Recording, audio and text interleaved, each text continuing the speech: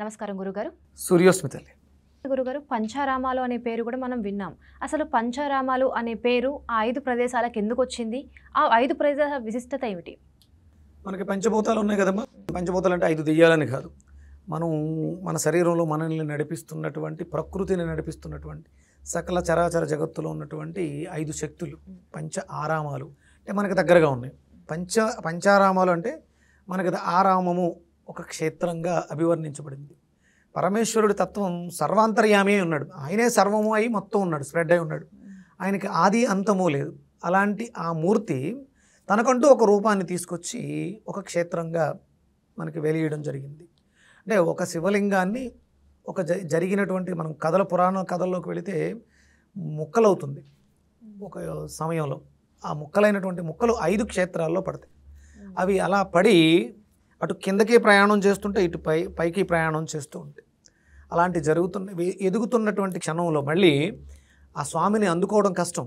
ఆయన కిందకి వెళ్ళినా అందడు. మనకంటే బ్రహ్మకి విష్ణుమూర్తికి పోటీ వస్తుంది, ఎవరు బ్రహ్మాధిపత్యం పొందుతారో అన్నప్పుడు తలొకళ్ళు పైకొకళ్ళు కిందకొకళ్ళు ప్రయాణం చేసి ఆది అంతం చూడాలనుకున్నప్పుడు మనకి మొగలు పువ్వు కథ వస్తుంది. ఇలా మనం పురాణాల్లో మాట్లాడుకున్నప్పుడు మళ్ళీ ఇదే జరుగుతుందని చెప్పేసి అని వాటిని అక్కడ నిలువరించడం జరిగింది.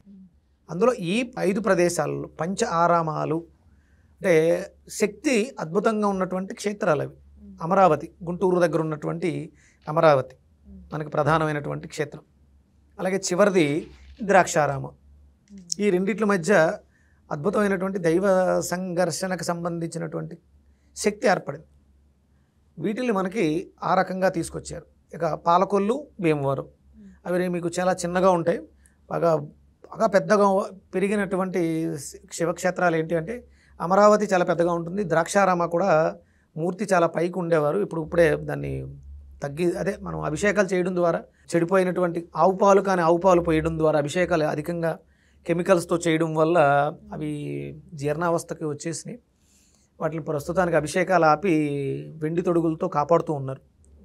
అంటే ఆయా క్షేత్రాల్లో మనలో ఉన్నటువంటి పంచభూతాలు ఏంటమ్మా? గాలి, నీరు, ఆకాశం, భూమి. ఈ 5 తత్వాలు కలిగినటువంటి క్షేత్రాలు అవి. వాటికి అభిషేకించడం ద్వారా, ఆ క్షేత్రాలను దర్శించడం ద్వారా మన శరీరంలో ఉన్నటువంటి ఈ పంచభూతాలు బ్యాలెన్స్ అవుతాయి. దేవాలయానికి ఎందుకు వెళ్ళాలంటే దేవుడికి మొక్కుకోవడం కోసం, కొబ్బరికాయలు కొట్టడం కోసం కాదు. మనం ఇచ్చే కొబ్బరికాయ, మనం కొట్టే కొబ్బరి ఆయన ఏం చేసుకుంటాడు? అది మళ్ళీ తిరిగి మనమే ప్రసాదంగా పొందుతాం. మనం ఎలైన్ అవటానికి మనలో ఉన్నటువంటి పంచభూతాత్మకమైనటువంటి శక్తి, భగవంతుడు ఆ క్షేత్రంలో ఉన్నటువంటి పాంచభౌతికమైనటువంటి శక్తి సమ్మిళితం చేయడం ద్వారా మనం అభివృద్ధి చెందడానికి దోహదం చేస్తాయి. ఈ ఆరామాలుగా అప్పట్లో ఉన్నటువంటి రాజులు వాటిని గుర్తించి ఆ దేవాలయాలు, మనకి రాజులు కట్టించినటువంటి దేవాలయాలు. అప్పటికే అక్కడ శక్తి ఉంది, ఋషుల వాటికి కొన్ని ఏదో క్షేత్రాలుగా పెట్టి అర్చనలు చేసుకుంటూ ఉండేవారు. తర్వాత ఈ రాజుల కాలంలో వాటికి మనకి దేవాలయాలు, చోళులని ఇలాంటి రాజులందరూ కూడా అట్లా అభివృద్ధి పరిచారు. అందులో ఉన్నటువంటి శక్తిని గుర్తించి అభివృద్ధి పరిచారు. అందులో ఈ కార్తీక మాసంలో ఈ పంచారామాల క్షేత్ర దర్శనం మనకు అద్భుతమైనటువంటి పుణ్యాన్ని చేకూరుస్తుంది.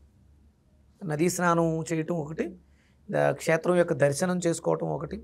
స్వామిని దర్శించినంత మాత్రాన అంటే కింద చాలా రకాల ప్రక్రియ జరుగుతూ ఉంటుంది ఆ క్షేత్రంలో, అది అంతర్గతంగా జరుగుతూ ఉంటుంది. మనం భౌతికంగా వెళ్ళి అక్కడ ఆ క్షేత్రం అభివృద్ధికి, అంటే ప్రతి క్షేత్రానికి ఏదో వెళ్ళాము దర్శనం గబగబా టైంలో ఫినిష్ చేయాలి అని వెళ్ళకూడదు. ఆ క్షేత్రాన్ని పరిశీలించాలి. అక్కడ అభివృద్ధికి కావలసినటువంటి ఏర్పాట్లు ఏమైనా జరుగుతున్నాయా లేదా? ఎందుకంటే ప్రతి దేవాలయంలోనూ యజ్ఞయాగాది క్రతువులు జరిగితే ఆ క్షేత్రంలో ఉన్నటువంటి క్షేత్రపాలకుడు, అక్కడ ఉన్నటువంటి దైవానికి శక్తి పెరుగుతుంది. ఇప్పుడు అన్నీ కూడా నిర్లక్ష్యం, అశ్రద్ధ ఎక్కువైపోయి దేవాలయాలన్నీ కూడా పాడైపోతున్నాయి. శక్తి మనం అక్కడికి వెళ్తున్నాం కానీ ఏమి ఫలితాలు రావట్లేదు. అలా జరుగుతున్నటువంటి సమయంలోనే ఆదిశంకరాచార్యుల వారు మొత్తం భారతదేశంలో ఉన్నటువంటి దేవాలయాన్నింటిని సందర్శించి అక్కడ అమ్మవారి దగ్గర శ్రీచక్ర ప్రతిష్టలు చేసి మళ్ళీ శక్తివంతం చేశారు. అది జరిగిపోయి చాలా కాలం అయిపోయింది. ఇప్పుడు మళ్ళీ అక్కడ శక్తి క్షీణించింది కాబట్టి అన్య మతాలు విజృంభించడం జరుగుతుంది. మనం ఈ క్షేత్రాలని దర్శించడం ద్వారా, ఆ క్షేత్రాలలో ఉన్నటువంటి జరుగుతున్నటువంటి క్రతువులకి మనవంతు సహాయం చేయడం ద్వారా, మళ్ళీ యజ్ఞయాగాది క్రతువులు జరగడం ద్వారా క్షేత్రం అభివృద్ధి చెందుతుంది. తద్వారా మనము, మన పరిసరాలు కూడా ఆరోగ్యంగా, ఐశ్వర్యంగా తయారవుతాయి.